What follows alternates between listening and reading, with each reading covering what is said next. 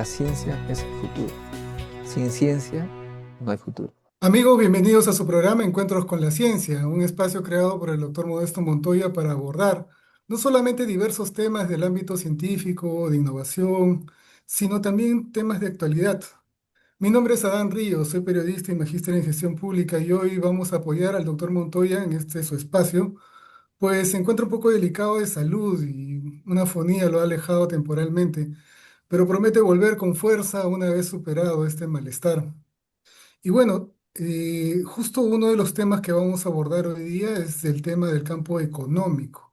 Este año el Premio Nobel de Economía 2025 ha sido otorgado a Joel Mokyr, Philippe Aghion y Peter Howitz, tres economistas que han ayudado a responder una de las grandes preguntas de la humanidad, quizás. ¿Por qué algunas sociedades logran crecer y progresar de manera sostenida, mientras otras permanecen estancadas? El historiador económico Joel Mokyr fue reconocido por explicar cómo el conocimiento científico y el conocimiento práctico se combinan para generar innovación y crecimiento continuo, algo que comenzó con la revolución industrial. Por su parte, los economistas Phyllis Aghion y Peter Howitt recibieron el galardón por desarrollar la teoría de la destrucción creativa, un proceso en el que las nuevas tecnologías reemplazan a las antiguas tecnologías.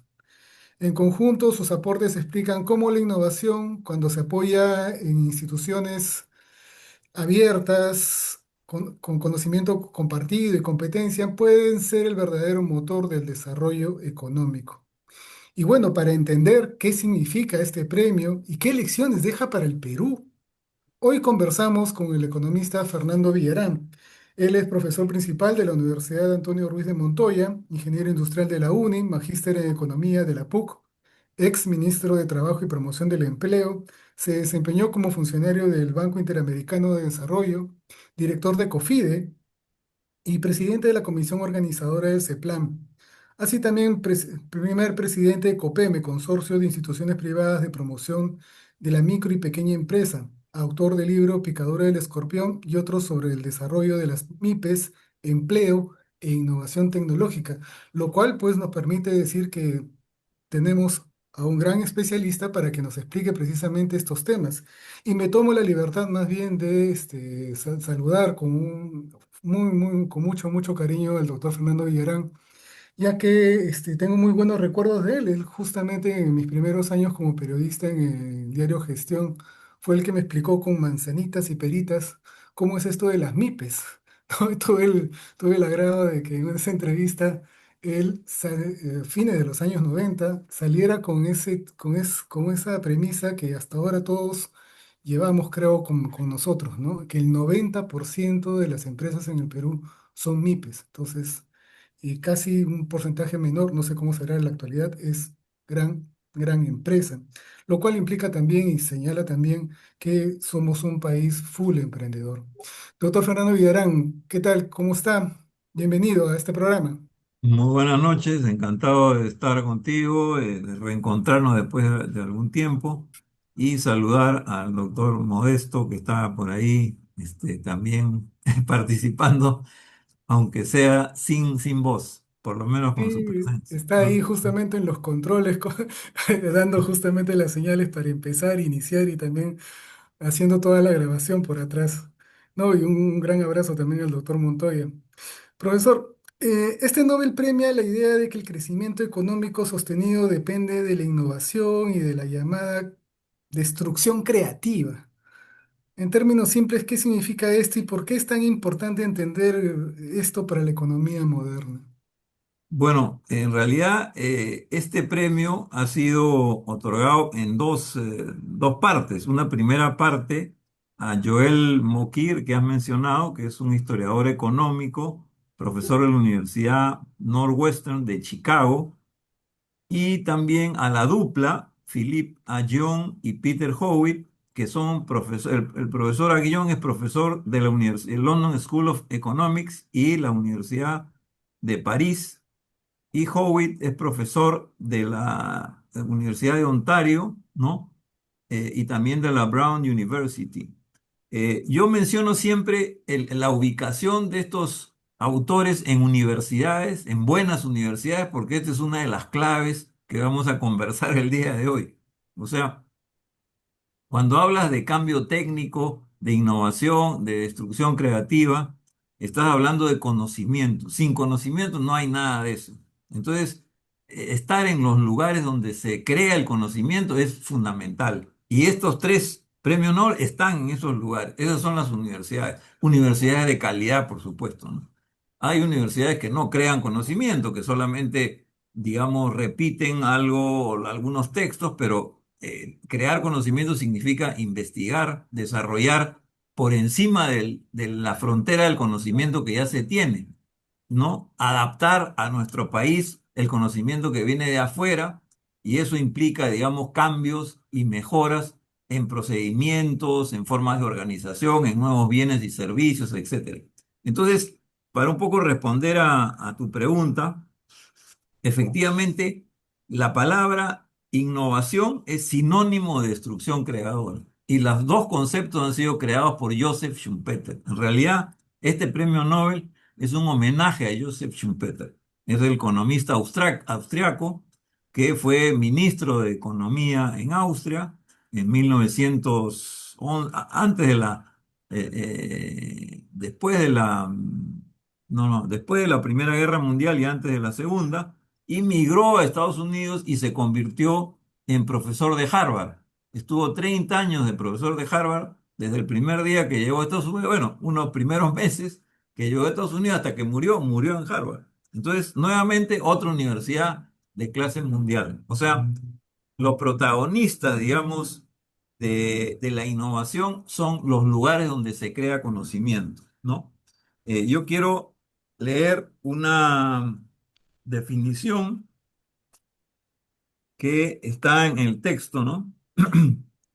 En este caso lo saco del libro El poder de la destrucción creativa, que es justamente de Philippe Agnon, uno de los premios Nobel, con otros autores, y él dice lo siguiente, textual: el crecimiento proviene de la acumulación progresiva de conocimiento, coma, cada innovación utiliza el conocimiento incorporado en las invenciones e innovaciones precedentes, ¿no?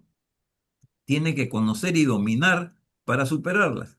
Cada innovador, emprendedor innovador, se pone de pie sobre los hombros de gigantes. O sea, nadie pues inventa de cero, ¿no es cierto? O sea, tienes que estar al día, por eso lo que tienen que hacer las universidades es acercar a sus alumnos y obviamente sus profesores ya tienen que estar ahí cerca de el nivel del conocimiento, la curva del conocimiento, la frontera del conocimiento. Sí, doctor, En la perdón medida que que lo estés interrumpa. más cerca de esa frontera, es la posibilidad de innovar, ¿no?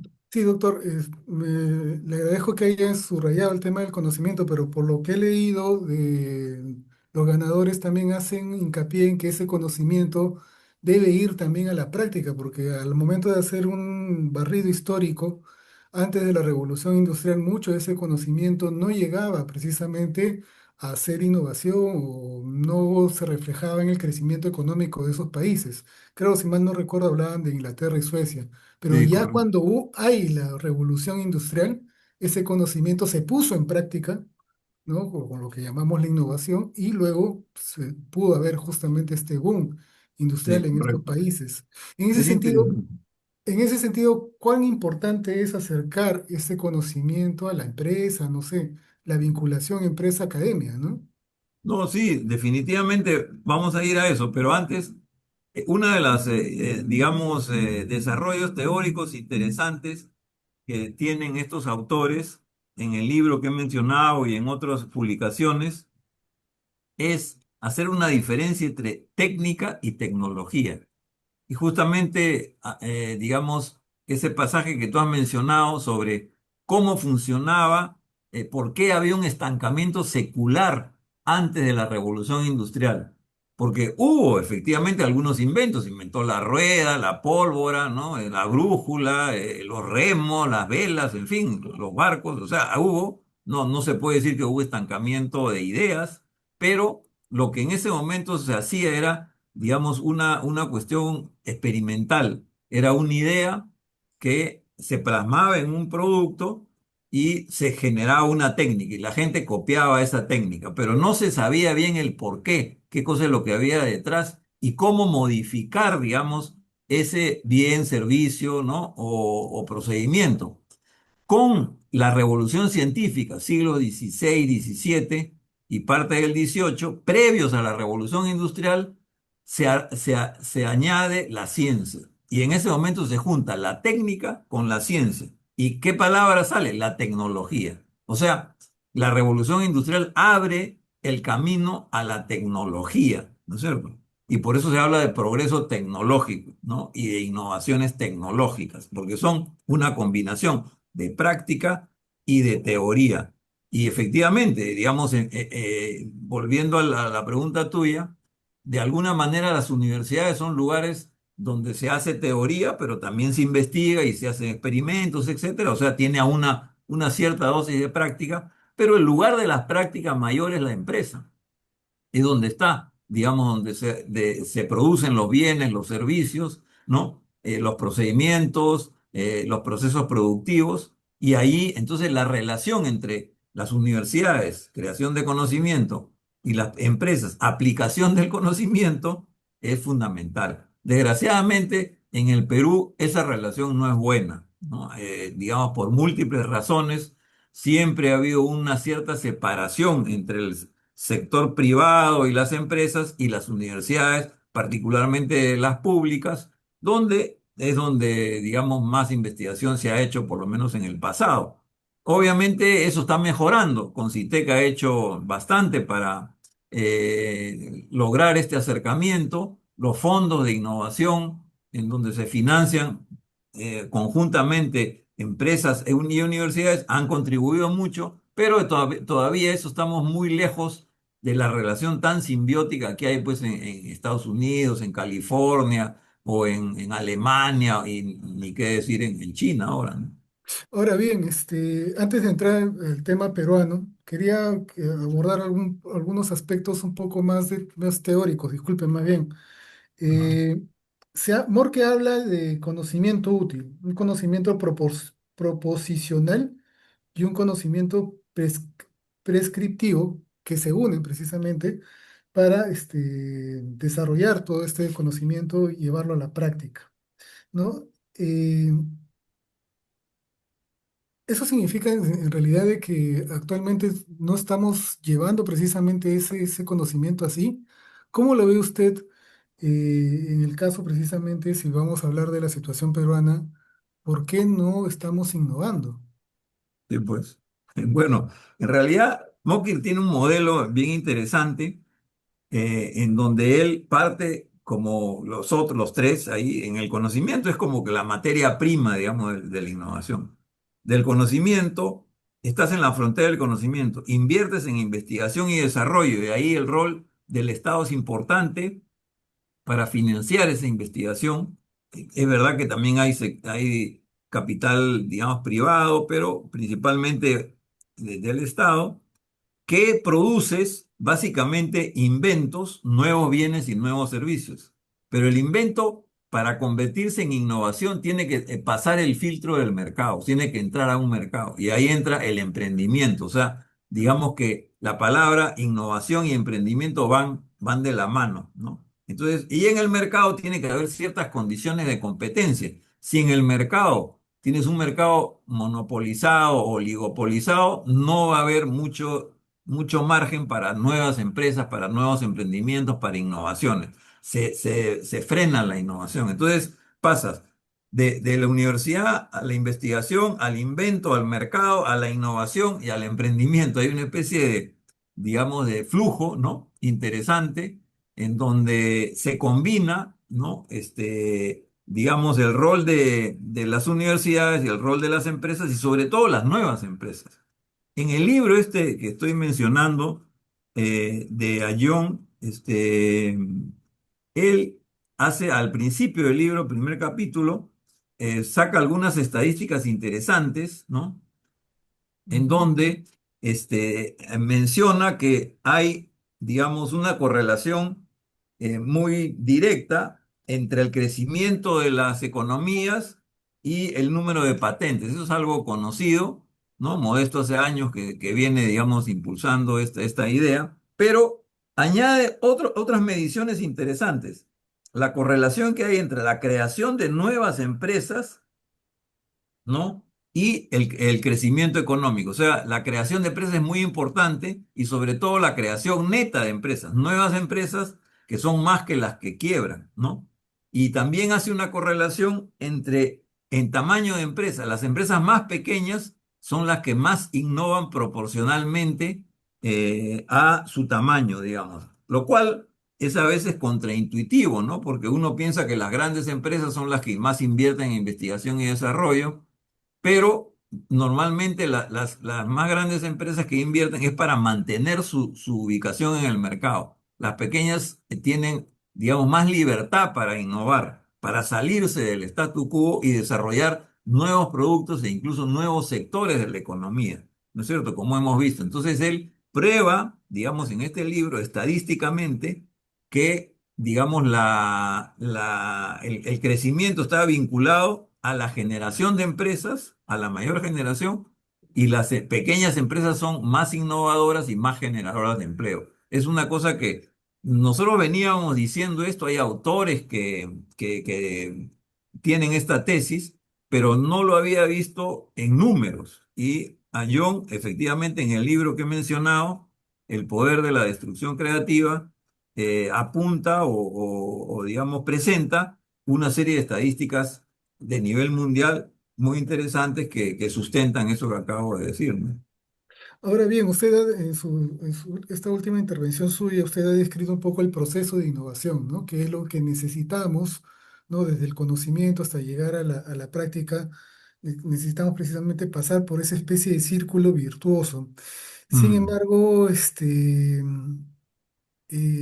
nosotros como Perú estamos con una especie, opinión personal, estancamiento productivo, ¿no? Círculo vicioso, estamos en el círculo Círculo vicioso. virtuoso, perdón, círculo virtuoso, ¿no? Sí, sí, yo sé, ¿Por pero qué? nosotros estamos en el círculo vicioso.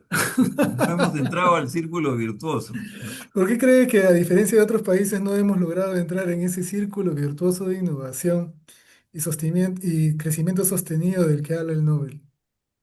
Bueno, yo pienso que, digamos, tiene que ver, en primer lugar, con esta capacidad de generar nuevo conocimiento. O sea, si no tienes universidades de calidad, no vas a tener innovación. O sea, esto está clarísimo. Entonces, países que no apuntan o no se proponen lograr universidades de excelencia, no van a llegar. Es la condición fundamental. Y desgraciadamente en el Perú, en los últimos años, estamos retrocediendo en esto, ¿no? Es conocido públicamente como, digamos, las universidades, la proliferación de universidades chatarra, ¿no? Digamos, son de muy mala calidad y el impulso, digamos, que a la calidad de la educación que dio SUNEDU no solamente se ha detenido, sino hemos retrocedido, porque les han entregado la SUNEDU no a personas que reconocido conocimiento y prestigio del mundo académico, sino a esas mismas universidades o negocios o chatarra. Entonces, en realidad, y ahora lo que me he enterado en los últimos tiempos es que se han creado como 40 nuevas universidades, en este caso ya ni siquiera privadas ni chatarras, sino estatales, ¿no es cierto? O sea, antes las universidades chatarra estaban vinculadas al sector privado, pero ahora hay universidades chatarra estatales, ¿no es cierto? Que nacen por, digamos, deseo de algún político, una promesa demagógica, digamos, en algún pueblo, alguna región, pero que no tienen financiamiento, no tienen infraestructura, no tienen profesores. Entonces, bueno, estoy en el primer punto, que es, no hemos logrado ese círculo virtuoso porque no tenemos la condición básica. Luego viene la inversión en investigación y desarrollo. ¿Cuánto invertimos nosotros? Uno de los más bajos de América Latina y uno de los más bajos del mundo. Tampoco producimos esa condición. No financiamos los nuevos emprendimientos, ¿no? Acá en el Perú no hay capital de riesgo, hay muy poco capital de riesgo, cosa que existe en otros países. Si no existe privado, hay capital de riesgo público. Entonces, no cumplimos mucho el mercado, también el mercado acá, por lo menos en los sectores de altos ingresos, tiene cierto grado de monopolio y oligopolio, entonces no genera efectivamente las mejores condiciones para el surgimiento de nuevas empresas innovadoras o emprendedores innovadores. Entonces, todo este proceso, digamos, ¿no? Este ciclo, no lo tenemos. Entonces, no es casual que no logremos crecimiento. O sea, el motor del crecimiento en el Perú es la minería, ¿no? Y digamos, ahora último, las exportaciones agrícolas, es decir, somos un país todavía, seguimos siendo primario exportador, ¿no? Y jus- Dependiente de los precios internacionales. justo con todo lo que nos ha descrito de su análisis, eh, me hace acordar de que los Nobel han detectado históricamente que, si mal no recuerdo, en el caso de Inglaterra, para el tema de la innovación se promovió que haya una sociedad que acepte el cambio. Correcto. Yo le pregunto aquí, ¿cree usted que el Perú, con una historia de desigualdad, resistencia a reformas, nos hemos vuelto una sociedad que no acepte ese cambio Bueno, necesario para la innovación? sí, justamente ahí nos ayuda perfectamente o nos cae perfectamente a pelo este concepto de destrucción creadora, porque como los autores dicen, la innovación es algo creativo, es algo nuevo, pero también tiene un aspecto destructivo, destruye lo viejo, destruye lo obsoleto, destruye el statu quo. Y en un país como el nuestro, acá las fuerzas principales son para mantener el statu quo, mantener ese estatus o esa condición de primario exportador. Yo cada vez me alarmo más, digamos, cada vez más periodistas, economistas que se despachan en la televisión, en los periódicos, somos un país minero, queremos ser un país minero, siempre vamos a ser un país minero. Y todo el esfuerzo es para atraer inversión extranjera para que invierta en minería. Es una cosa increíble. Hacen los roadshows famosos que se gastan un montón de plata, llevan a los ministros a los países de afuera para hacer qué. ¿Qué cosa es lo que presentan en los PowerPoints? Presentan los yacimientos que hay, la potencialidad minera, el oro, dónde está la plata, etcétera, etcétera, el cobre. Y en realidad nosotros podríamos vender nuestra biodiversidad, ¿no es cierto? Podríamos vender el talento que hay, digamos, en nuestras universidades. Podríamos vender el hecho de que estamos pues ubicados estratégicamente en América del Sur para atender todo ese mercado. Hay un montón de argumentos diferentes a la abundancia de materias primas, digamos, que no utilizamos, ¿no?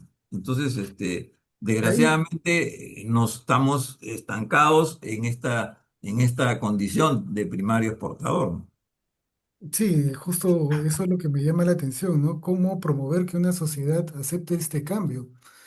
Y en el Perú no sé si hay algún tipo de mecanismo que haga cambiar el chip a las personas, ¿no?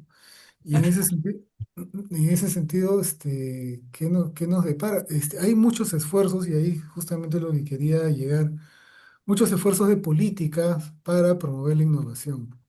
Mm. Está Sí, sí, hay, Proinnovate, hay, hay, están hay una mecanismos ley. como los IBAIS, para vincular el valor del conocimiento con las empresas, eh, pero ¿son suficientes? ¿Qué es lo que se necesita precisamente? ¿Son suficientes esos esfuerzos desde el punto de vista de política pública? ¿O qué más se necesita precisamente para que esta innovación repunte y dejemos de ser una sociedad cerrada al cambio? Un ratito, un minutito que mi perrita me está pidiendo Sí, entrar sí, a sí, no se preocupe, bañar. no se Un preocupe. segundo, un segundo.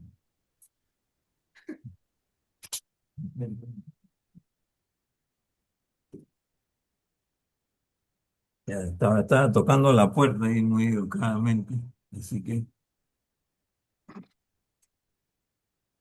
ok, regresando. Disculpen, pero así es el Estaba, fútbol. le Entonces, pero estaba preguntando por el tema de cómo dejar de ser una sociedad cerrada a la innovación y preguntándole precisamente por si son suficientes las actuales políticas públicas Sí, respecto no, a promover la innovación.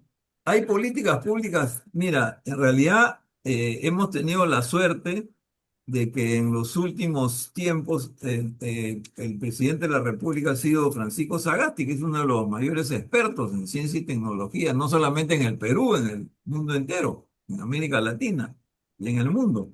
Y él ha dado, cuando estaba de presidente, se dedicó, digamos, a dar una serie de leyes para fortalecer al Concitec, terminar, digamos, de conseguir o de ampliar incluso los fondos del Banco Mundial, del BID, para la investigación, para fortalecer la relación empresas y universidades. O sea, yo creo que tenemos un marco legal interesante, aunque es verdad, y ahí yo le doy la razón a Modesto, de que efectivamente quizás nos falte elevar de nivel, digamos, la ciencia y tecnología a nivel de ministerio para darle mayor fuerza, es verdad. Pero en todo caso, existe, digamos, un marco relativamente moderno, ¿no? Y actualizado, ¿no? Pero entonces uno se pregunta, ¿por qué teniendo, digamos, ciertas leyes y normas a favor de la investigación y del desarrollo tecnológico, no transitamos ese camino? Entonces ahí viene justamente una de las críticas que sale, por lo menos en el libro de Ayón, este que llamo el poder de la destrucción creadora o creativa, y es una crítica frontal que le hace al neoliberalismo y al consenso de Washington. A mí me sorprendió porque es un capítulo entero, ¿no?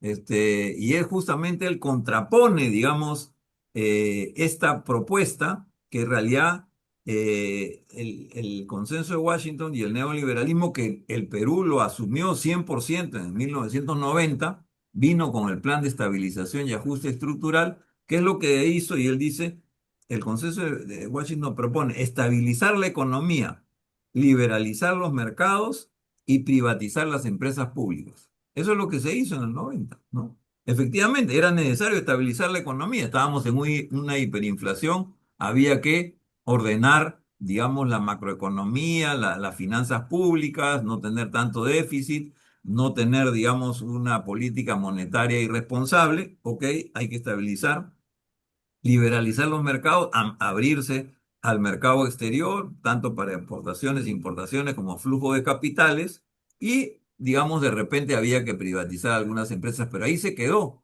O sea, es, digamos, lo que está detrás de esta forma de pensar, yo le llamo la ideología neoliberal, es que el mercado y las empresas privadas se van a encargar del crecimiento en el Perú. Ellos saben lo que hacen y nos van a desarrollar. Bueno, estamos 35 años con esa ideología y no nos hemos desarrollado. Tenemos un poquito de crecimiento, efectivamente, no somos los últimos en América Latina, pero estamos en el medio, un país mediocre, digamos, ¿no es cierto? No somos de los mejores de América Latina ni de los peores, pero definitivamente si nos comparamos con Corea o con Singapur, ¿no es cierto? O sea, obviamente estamos muy lejos de lo que podríamos ser. Entonces, esta manera de pensar de que solo la inversión privada va a salvar la economía, es el único motor del crecimiento, es una manera equivocada y muy generalizada. Entonces, yo me acuerdo a un varios ministros de Economía, varios economistas decir públicamente, no necesitamos investigación tecnológica porque la tecnología la traen las empresas extranjeras.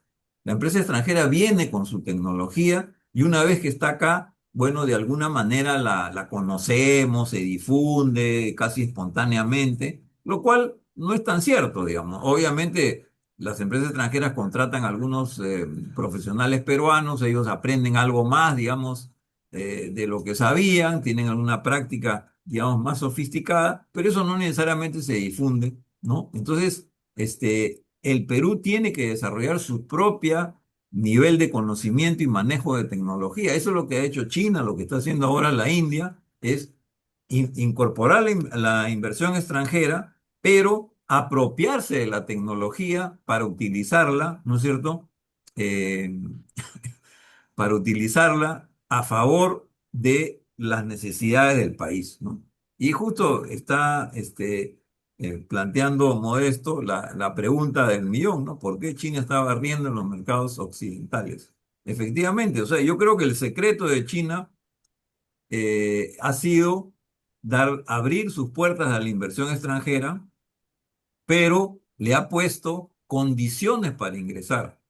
Ha promovido los joint ventures entre empresas extranjeras y empresas chinas, y las empresas extranjeras que se quedaron solas, como Microsoft o como Apple o como General Motors, en fin, o Mercedes-Benz, que iban a China, les decían que tenían que abrir su tecnología, que tenían que compartir su tecnología. Y tenían que contratar además un porcentaje elevado, no sé qué puede ser 95, 98% de profesionales y de obreros chinos. Y las empresas extranjeras, nadie les puso una pistola en el pecho para obligarlas, porque ellos tenían el atractivo del mercado. Entonces, el secreto de China ha sido que ellos han incorporado la tecnología extranjera, la han aprendido, la han dominado y han desarrollado su propia tecnología. Eso no hicimos nosotros. América Latina estaba muy por delante de China en los 50 y 60, muy por delante, incluyendo el Perú. Teníamos un ingreso per cápita mayor y teníamos ahí a la industrialización que nos proponía la CEPAL, ¿sí o no? Y sin embargo, en lugar de, y tuvimos problemas porque lo hicimos con una política proteccionista del mercado interno, ¿no? Y efectivamente eso generó una falta de divisas, porque en la medida que se desarrollaba el sector industrial, y casi toda la tecnología y los insumos eran importados. Acuérdense los paquetes CKDs de los carros, ¿no es cierto? O sea, aumentaba la producción de carros, pero aumentaba la importación de paquetes CKD y de insumos para producir los autos. Y entonces no teníamos divisas, porque los únicos que producían divisas eran los sectores primarios, o sea, la minería. Y la minería no se movía. Entonces, esa lección la aprendieron los cuatro tigres asiáticos, el sudeste asiático, ¿no? Taiwán, Corea, Singapur y Hong Kong, que ellos dijeron, no, vamos a industrializarnos, pero vamos a hacer una industrialización hacia afuera. Y el sector industrial va a tener que generar también sus propias divisas, ¿no? Entonces, no fue una política proteccionista, sino una política de apertura, ¿no es cierto? Esa lección, por supuesto, la incorporó China y China le sumó esta apropiación de la tecnología externa. Yo he leído algunos artículos de Estados Unidos criticando, digamos, como que fue esta apropiación de tecnología externa, como que fue algo incorrecto o desleal, digamos, de parte de China, y a mí no me parece. O sea, creo que ha sido bastante transparente y efectivamente yo creo que copiar tecnología es una cosa que han hecho todos los países del mundo y ellos lo han hecho de forma, como digo, abierta y transparente en estos convenios de transferencia de tecnología. Ahora bien, el Nobel también advierte que el crecimiento no es siempre sostenible, ¿no? Y bueno, me imagino cómo puede un país como el Perú innovar sin destruir o caer en la desigualdad, ¿no? O destruir su entorno, ¿no? ¿Cómo podemos interpretar esta idea de que el crecimiento no siempre es sostenible? Bueno, mire, o sea, en realidad este es un argumento que también se puede aplicar en la historia. China en el siglo XV, XVI era la primera potencia del mundo. O sea, justamente había inventado la pólvora, digamos, el papel, la tinta, etcétera, etcétera, ¿no? Pero en el siglo XVII, XVIII, Europa produce la revolución científica y luego la revolución industrial y deja atrás a China. Entonces, los historiadores, y entre ellos ahí Mokir, tratan de explicarse por qué se estancó China. Después, acuérdense del Renacimiento italiano. En el Renacimiento italiano, Italia era la potencia europea, desarrolló, digamos, era el centro comercial del mundo, ¿no? Venecia era el lugar donde se producía la mayor cantidad de barcos, ¿no? Y era el puente entre Oriente y Occidente. En Florencia aparecieron los primeros bancos, ¿no? O sea, los Medici fueron los banqueros de Europa, ¿no? Le prestaban plata al Papa, ¿no es cierto? Entonces, uno pensaría que Italia debió, digamos, ser la que condujo y produjo la revolución industrial. No fue así. ¿Por qué? Ahí viene la explicación de la pregunta tuya que se puede aplicar al Perú. Si no tienes, digamos, instituciones y liderazgos que buscan el crecimiento y el desarrollo y que, digamos, invierten en la gente que genera conocimientos y empresas, ¿no? Sino que el excedente de la sociedad se lo apropia una élite, ¿no es cierto? Mercantilista o, digamos, codiciosa, ¿no? Y no se difunde en la sociedad, entonces se estanca el conocimiento. Se estancó en China, se estancó en Italia, incluso en el propio Alemania, que podía haber sido también el lugar donde se originara la revolución industrial. Inglaterra no fue así. En Inglaterra hubo un movimiento democrático en lo que se llamó la Revolución Gloriosa del siglo XVII, un siglo antes de la revolución industrial, donde se crea por primera vez la monarquía representativa, la monarquía, digamos, constitucional, que es una monarquía, pero que comparte el poder con el Congreso, con un parlamento. En el parlamento comenzó a discutirse las leyes a favor del pueblo, leyes que daban justamente condiciones para desarrollar empresas, daban seguridad, digamos, respetaba la propiedad, digamos, privada, se respetaban las inversiones que hacían los inversionistas en canales de comunicación, ¿no? Entonces, todas esas, digamos, cambios institucionales fueron los que explican por qué en Inglaterra se produjo la revolución industrial. Entonces, acá no existe una élite, digamos, que quiere el cambio, ¿no? O sea, las élites quieren un mantenimiento del statu quo, están felices en que el Perú sea un país minero, ¿no? Los que manejan la economía, bueno, son las empresas mineras, los bancos, ¿no? Y los grupos económicos, están contentos con esa realidad, tienen sus ganancias, muchas empresas extranjeras sacan sus ganancias al exterior, en fin. Y parte de la institucionalidad, digamos, democrática que tuvo Inglaterra y luego los otros países europeos era generar un mercado interno potente. Y ¿Cómo justo se genera un mercado interno potente? Justamente que tus trabajadores, tus técnicos, tus profesionales tengan un mejor salario cada vez. En la medida que va aumentando la productividad del país, van aumentando también los salarios, va mejorando la distribución del ingreso. Eso pasó en Europa en el siglo XIX y en Estados Unidos también fines del siglo XIX y principios del XX. Acuérdense el caso de Henry Ford. Henry Ford, digamos, fue pues un gran empresario, inventó la línea de montaje, el auto barato, pero no es tan conocido por el hecho de que él duplicó el sueldo de sus obreros, del promedio de que se ganaba en ese momento $2.5 por día, lo pasó a $5, más que, más que duplicó, y generó casi automáticamente, pasó a sus obreros a clase media, ¿no? La clase obrera norteamericana pasó a ser clase media, se compraban autos, casas, digamos, en las afueras de las ciudades, ¿no es cierto? Entonces, un mercado interno poderoso. Pregunta, ¿en el Perú tenemos un mercado interno poderoso? Obviamente que no, porque no tenemos una clase media con poder adquisitivo. Los trabajadores también ganan muy poco. La mayoría del país es informal, ¿no es cierto? El 75% de la población económicamente activa es informal.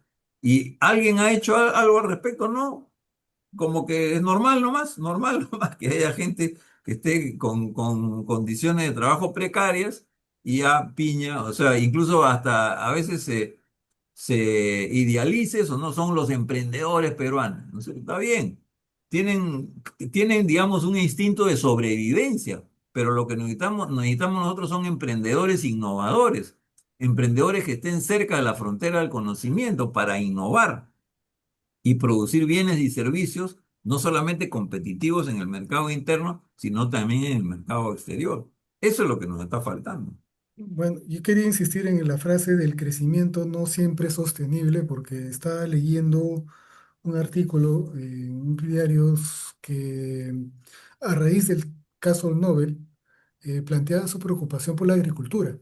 La, Ajá, la agricultura peruana actualmente está teniendo un boom en el norte, sobre todo con el tema del arándano, ¿no? Estamos correcto. exportando un montón y la agricultura industrial está, pero ahorita sacando la cara por ese La sector, agroexportación, la claro, claro. agroexportación, ¿no? Entonces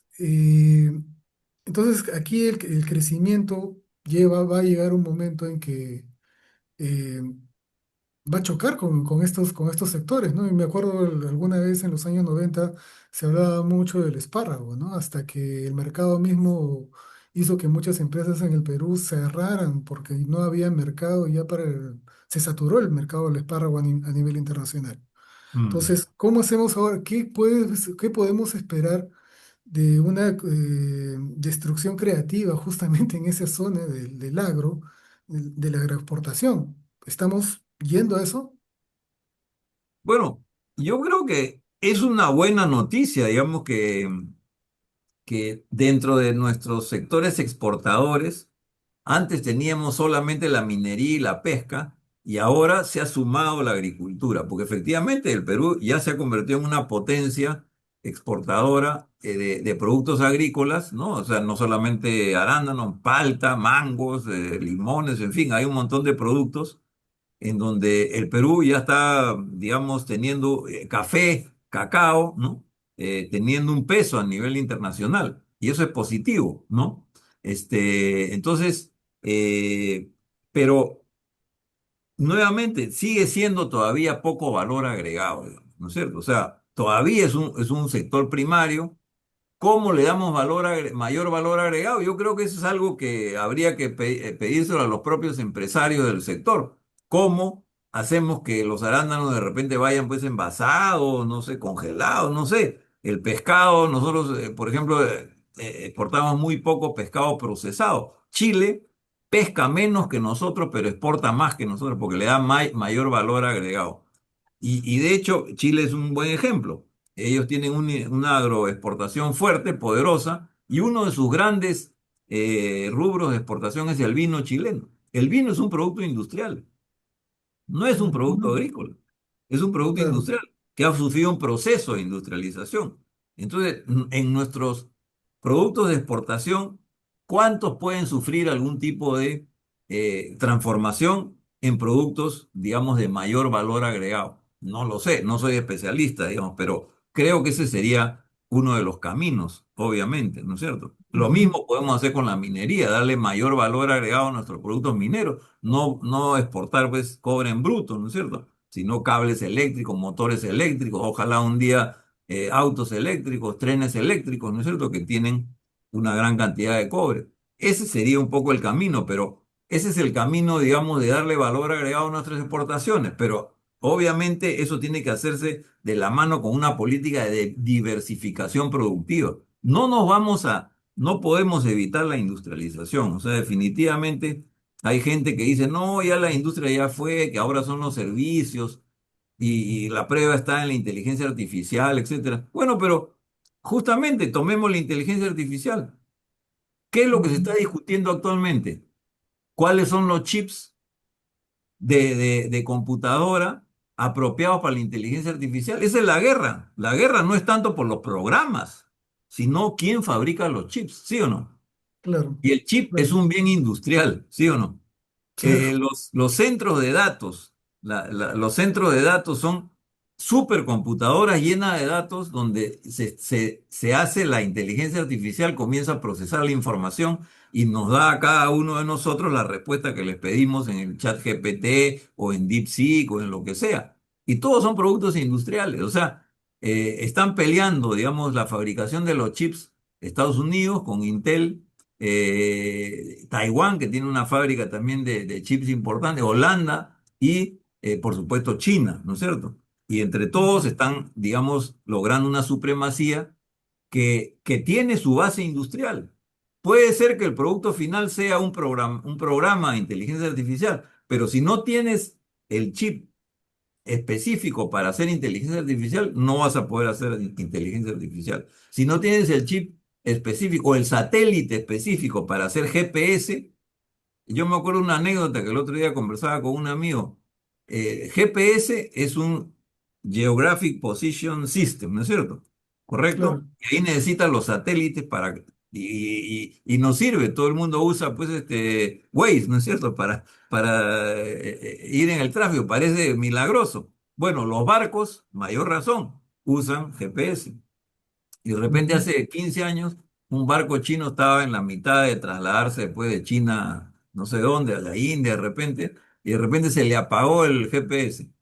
Pucha, dijo, ¿qué pasa acá? Y entonces llamaron, no sé qué, no, les cortaron el GPS porque era un barco chino y decían que llevaba mercadería que no estaba permitida. El hecho es que se quedó varado 10 días o algo así. Pero eso generó una alarma en los chinos. Entonces, ¿qué hicieron? Pucha, no puedo depender de un GPS que lo manejan los norteamericanos. A cada rato nos van a estar cortando. ¿Qué hicieron? Comenzaron a sacar sus propios satélites y hoy día tienen un sistema GPS que no sé cómo se llama, chino, que parece que es incluso más con mayor precisión que el otro. Y esos son los que guían ahora, pues, los cohetes, ¿no es cierto? Los misiles, etcétera, etcétera. Ujú. Entonces, digamos que, ¿a qué voy? ¿A dónde va el argumento? De que el GPS puede ser un software, pero si no tiene satélites, no funciona. ¿Y el satélite dónde se produce? En el sector industrial nuevamente. Si no tienes una potencia industrial, no puedes desarrollar, no puedes estar en la frontera del conocimiento. Eso es lo que quiero decir. Entonces, no podemos abandonar la industrialización de ninguna manera, ¿no es cierto? Y Ok. todo el que diga que no, que ya fue la industria, está completamente equivocado. Doctor, quería antes de seguir con nuestra interesante conversación señalar que estamos Sí, precisamente en pues sí, vivo. estamos recibiendo, sí, sí, pregunta. Sí, y que hay algunas preguntas del público, ¿no? Dice Frozen, primario exportador como pretende Guido Pelano, ello estanca el despegue de la nación, señala, ¿no? Totalmente de acuerdo, totalmente de acuerdo. Yo lo conozco a Guido de hace mucho tiempo y me alegra que está de nuevo en actividad. Tiene un programa, un podcast, creo que está, que bastante gente lo ve. Sí. Y efectivamente concuerdo 100% con lo que él dice. Lo otro dice George Guardiola, las cosas como es, y haciendo crítica al neoliberalismo que se impuso en el Perú con la Fuji Constitución. Por eso no se hace ciencia y tecnología, por eso se debe apoyar a las universidades públicas. Correcto, 100% también de acuerdo. Y yo quiero hacer una mención a las universidades públicas, porque efectivamente muchos dicen, los que son partidarios pues de full mercado, full empresas privadas, dicen, no, pero si las mejores universidades del mundo son privadas, y sacan el caso del MIT o de Harvard o de Stanford. Bueno, le cuento a esas personas que esas universidades tienen subsidios, pero gigantescos. Cientos y miles de millones de dólares se van a la investigación. El MIT tiene el laboratorio, Lincoln Laboratory, que es financiado por las Fuerzas Armadas de Estados Unidos. Es el laboratorio más grande que tienen las Fuerzas Armadas, que está en la Universidad MIT en Boston. Entonces, en realidad, las universidades privadas en Estados Unidos tienen un subsidio estatal brutal. Pero las universidades públicas son muy importantes y son necesarias, y en Europa es la mayoría, como Modesto sabe perfectamente porque él se ha educado allá, y algunos parientes, en fin, míos también están, digamos, usando ese servicio. ¿Por qué es importante las universidades públicas? Y eso está en el libro, eso tiene que ver con la igualdad de oportunidades.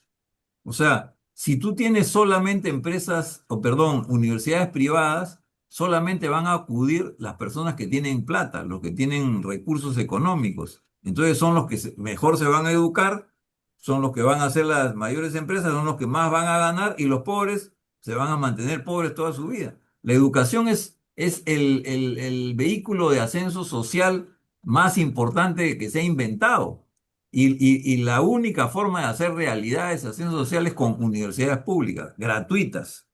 Así se inventó en, no sé, el siglo, no sé si mucho antes que la Revolución Industrial, ¿no es cierto? Por lo menos los jesuitas tienen mucho más tiempo en educación, y los estados se dieron cuenta ¿Por qué es importante la igualdad de oportunidades? No solamente porque es más justo y porque es un, digamos, canal de ascenso social y que le da oportunidades a todos, sino porque tienes un universo mucho mayor de personas que, con talento que van a poder llegar a la cima, digamos, ¿no es cierto? O sea, cuando tú sacas fuera a más de la mitad, al 80% de la población, que no puede acceder a la universidad, estás perdiéndote el talento que hay en ese 80% de la población. Hay mucho talento, o sea, el talento no se ha distribuido, a los ricos le damos inteligencia y a los pobres nada, ¿no? Es así, no es el fútbol, ¿no es cierto?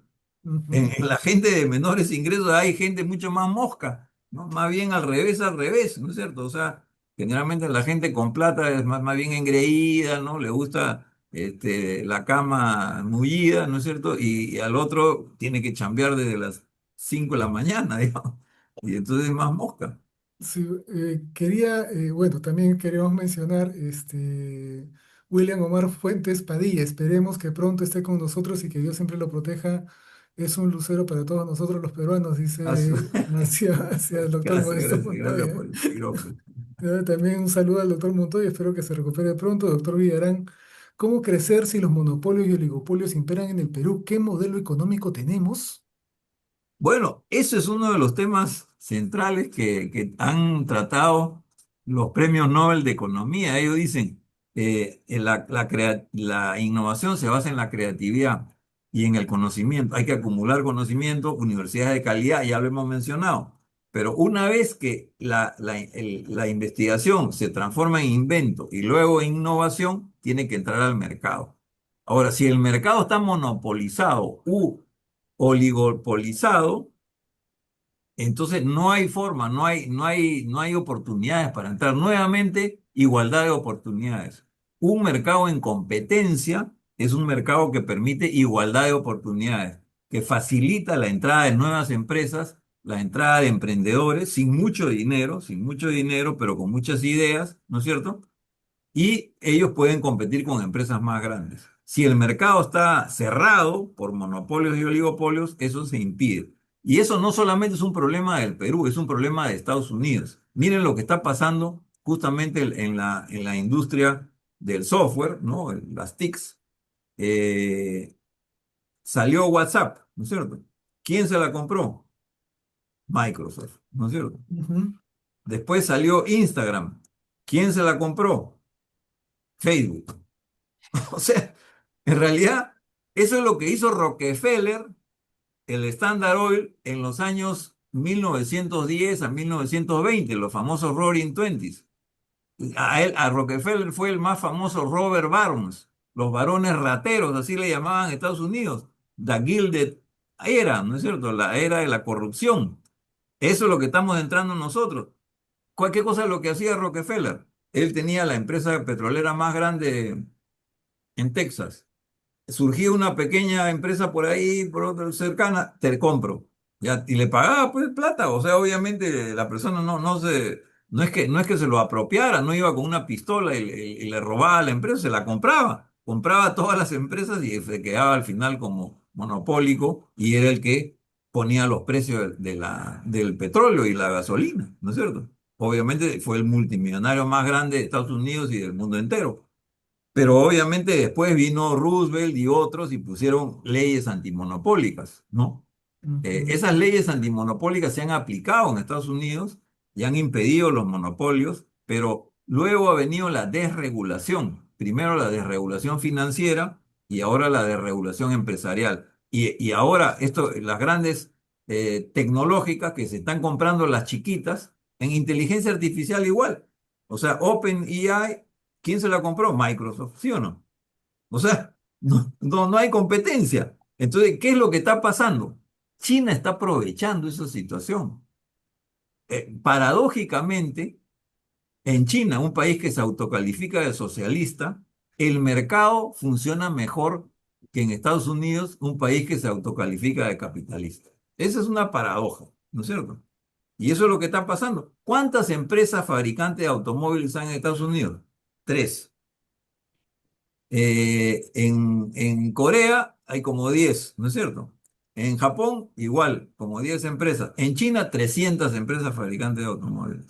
¿Cuántas empresas fabricantes de robots hay? En Estados Unidos, muy pocas. En China, 5.000 empresas. O sea, hay competencia. Todos los jóvenes ingenieros que salen de la Universidad de Shanghái, de Pekín, de Shenzhen, etcétera, que quieren hacer una empresa para fabricar, ya no hablo no solamente robots, drones. O sea, ya van al banco estatal chino y dicen, tengo esta idea, quiero hacer estos drones para hacer exploración geológica, ¿no es cierto? Ya, ok. ¿Cuánto necesitas? Tanto, le da la plata. Tenemos nosotros un financiamiento de ese tipo. Esa es otra de las condiciones que ponen los premios Nobel. Está ahí en sus textos. O sea, necesitamos instituciones, universidades de calidad. Necesitamos competencia en los mercados, pero también necesitamos financiamiento. Financiamiento para toda la cadena. Financiar a las universidades públicas, financiar la investigación y desarrollo, financiar a los emprendedores y financiar a las empresas para que lleguen a niveles de escala y sean competitivas. De hecho, en el Perú teníamos esa lógica, teníamos esa lógica. Yo he trabajado 17 años en el Banco Industrial del Perú y el Banco Industrial se proponía la industrialización del Perú y muchas de las personas que les prestó el Banco Industrial son empresarios ahora exitosos. Y parte del modelo neoliberal aplicado en los 90 fue cerrar los bancos de fomento, el industrial, el banco de vivienda. ¿Cuántas viviendas de carácter social financió el Banco de la Vivienda? ¿Cuántos complejos Un habitacionales? montón. Un montón. Ahora hay algunos, ni uno. ¿No es cierto? Todas son iniciativas privadas. Entonces, hemos retrocedido definitivamente, ¿no? Y bueno, hay que recuperar eso, ¿no? Tenemos un comentario de George Guardiola. Dice, las empresas privadas en el Perú no quieren hacer innovación. ¿Es viable que las universidades públicas puedan tener empresas privadas para poder hacer industria e innovación? ¿Es viable esto? Bueno, en Y realidad, déjeme agregar un tema más, ¿no? Y sí, es está bien, justamente está bien, está el bien. tema, y disculpe que insista en el tema del chip. ¿No? ¿Por qué le digo esto? Porque, por ejemplo, en Concitex se está viendo el tema de beneficios tributarios para que las empresas inviertan en ciencia y tecnología y, sin embargo, es un beneficio que está subexplotado por las mismas empresas. Así, ¿no? Entonces, Ah. ¿qué nos dice? ¿Cuál es la pared o cuál es el escollo que impida que el empresario pues, se anime a invertir? Bueno, en realidad, yo no estoy de acuerdo en que la universidad sea la propietaria de las empresas. Es lo mismo, sería una lógica, pues una universidad estatal, ella viene el rector, el decano, la burocracia, etcétera. No, no, o sea, es lo mismo que en China, ¿acaso las empresas que están haciendo drones y autos eléctricos, ¿no es cierto? Y digamos, diferentes productos, ¿acaso son públicas? No, son privadas la mayoría de esas, ¿no es cierto? Las públicas, ¿dónde entra el Estado en China? En los bancos son estatales. Los bancos son principalmente, hay muy pocos bancos privados, muy pocos y son pequeños, ¿no? O sea, quizá locales y regionales, pero el banco más grande, los bancos más grandes del mundo están en China. Eso también se puede ver en las estadísticas, pueden buscar en Google. Pero esa plata la están utilizando justamente para financiar a los jóvenes de las universidades públicas que quieren hacer sus empresas, ¿no es cierto? Entonces, no tiene por qué financiarlo la universidad, lo financia un banco de fomento. Entonces, tú tienes un banco que financia a innovadores, a emprendedores, y que le da la plata por la calidad de su proyecto. ¿Van a fracasar algunos? Sí, no pasa nada, no, nadie se muere, digamos acá. O sea, siempre hay una dosis de fracaso, pero por 10 fracasos que hay un éxito, y ese éxito te compensa las pérdidas de los otros 9, ¿no es cierto? Entonces, el esquema no es que la universidad sea la propietaria de las empresas. Yo creo que eso la burocratizaría. Pero la universidad estatal sí puede apoyar y avalar al joven, al grupo de jóvenes, porque generalmente las invenciones no son de una sola persona, son de grupos, un grupo de jóvenes que quiere hacer una fábrica de drones en el Perú, ¿no es cierto? Entonces, la universidad los avala, los apoya, los profesores son los asesores de esos jóvenes y van al banco de fomento, el nuevo banco industrial que hay que crear en el futuro en el Perú, ¿no es cierto? Y el banco industrial dice, ok, te financio esto. Hay riesgo, sí hay riesgo, pero estoy dispuesto a asumir ese riesgo. Entonces, ya no es que esa empresa tiene que depender de la universidad, ya es independiente, la universidad la ayudó a despegar. Yo tengo una frase acá que es del libro, que es del libro, dice, este, que me impresionó la verdad, que es, la quiero leer casi textual. Mira, no habría Silicon Valley sin Stanford. Mire lo que ha dicho, se lo he dicho a Guión. No habría Silicon Valley sin Stanford. Y yo añado, no habría Estados Unidos sin Silicon Valley. No sería Estados Unidos sin Silicon Valley, ¿sí o no? No sería el mismo. Entonces, no habría Estados Unidos sin Stanford. Ahí está. Dos más Ujú. dos son cuatro, una lógica elemental. Una última pregunta de mi parte. ¿La inteligencia artificial será la nueva destrucción creativa? Es una buena ¿Estamos pregunta. preparados? ¿Estamos Es preparados una para buena eso? pregunta. Si estamos en esa discusión con un grupo de amigos y espero en algún momento de repente la tenemos también con Modesto y contigo, Adán, es la inteligencia artificial, ¿es la quinta revolución industrial o es la continuación de la cuarta? Y la cuarta es la revolución de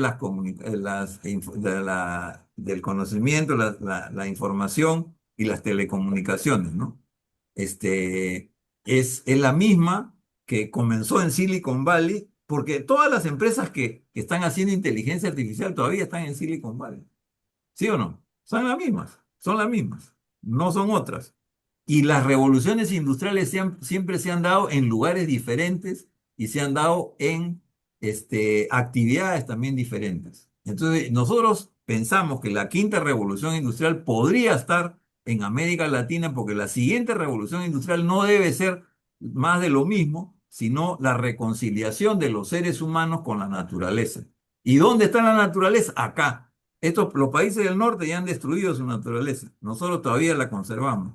Entonces, para tener una nueva relación hombre-naturaleza o seres humanos, para no ser machista, seres humanos naturaleza, la podemos reconstruir acá y eso va a significar un montón, una lluvia de innovaciones. Porque las revoluciones tecnológicas, y eso es otra cosa que apuntan los premios Nobel, utilizan el conocimiento de las revoluciones anteriores. Uno no comienza de cero, ¿no es cierto? Entonces, utilizar la inteligencia artificial para digamos, reorganizar, ¿no es cierto? O recrear la relación entre los seres humanos y la naturaleza, eso es lo que yo creo que tendría que ser la quinta revolución industrial. Y eso es un tema que podríamos discutir en extenso en cualquier momento. Ok, doctor Villarán, muchas gracias. Bueno, un aviso que nos está poniendo el doctor Montoya. No te pierdas el Encuentro Científico Internacional 2026 de verano, Estaremos del 2 ahí. al 4 de enero. Inscripción gratuita en Si es que me invita Modesto, yo voy. www.esiperú.com.net. Doctor Villarán, ha sido un gusto en verdad volver a contactarlo de mi parte y también volver a escucharlo, porque en verdad es importante justamente que desde el punto de vista también de la óptica peruana podamos conocer mejor cómo piensan los Nobel y si en verdad tenemos nosotros alguna salida o tenemos que avanzar hacia la innovación, que creo que es, No hay otro no camino. hay no hay otra solución aquí. Universidad de calidad, innovación, políticas industriales, exportaciones con valor agregado. Ese es el camino, está clarísimo, ¿no? Solamente falta voluntad política. Y bueno, en relación a tu despedida, bueno, yo quiero decir, el placer ha sido el mío, volvernos a reencontrar contigo y también estar acá con Modesto, que nos ha estado, digamos, viendo, dirigiendo y Nos poniéndonos las estamos preguntas estudiando. ahí Sí. en bandeja. ¿Ah? Sí, Muchas muchas gracias, gracias. muchas Y gracias. también quiero agradecer al doctor Modesto Montoya por esta oportunidad de apoyarlo, brevemente, porque bueno, está un poco delicado de salud, la garganta no le ayuda, pero él se está recuperando y pronto va a estar con nosotros. Muchas gracias, doctor Villarán. Gracias por esta oportunidad y Hasta bueno, luego, contigo ha sido hasta la encantado, próxima. encantado. Muchas Adiós, gracias, adiós. doctor Montoya. La ciencia es el futuro. Sin ciencia no hay futuro.